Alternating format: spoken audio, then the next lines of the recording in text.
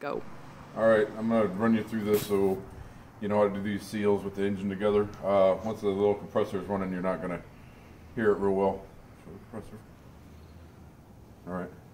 Now, if you got a compression tester, use the 14 mil, the M14.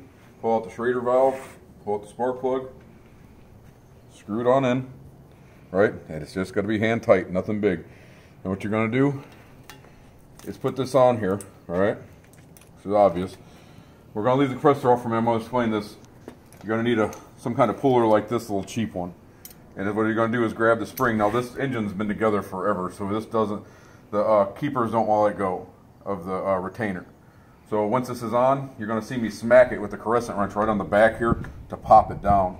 The air is going to hold up the valve, so you got to make sure the rockers are off. If you got the rockers on and the one's down a little bit, it's never going to get pressure to the back side of the valve that you're on. They both have to be off, so just pull the rockers off.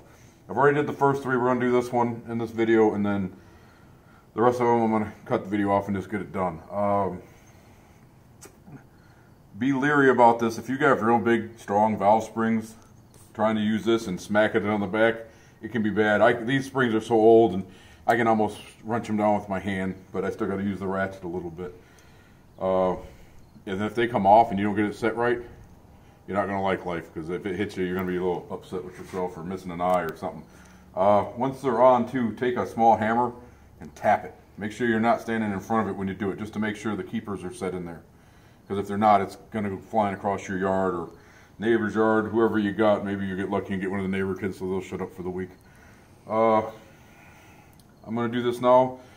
She's going to hold the camera while I do it. That way, because I can't do both, it's hard. She's actually had to hold the keepers for me, but I'll get it without her. And then you'll see how we're doing this.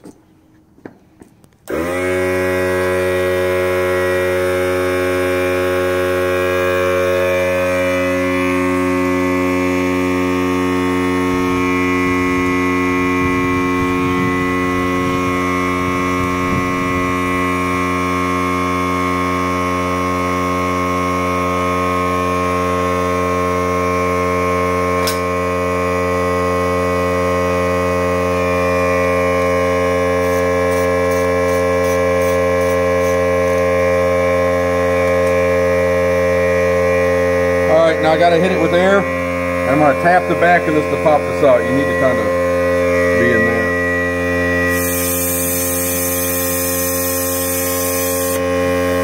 The valve was sitting down. Boom. I don't have a magnet. It's at work with all the rest of my fine tools. So this gets to be a little challenging.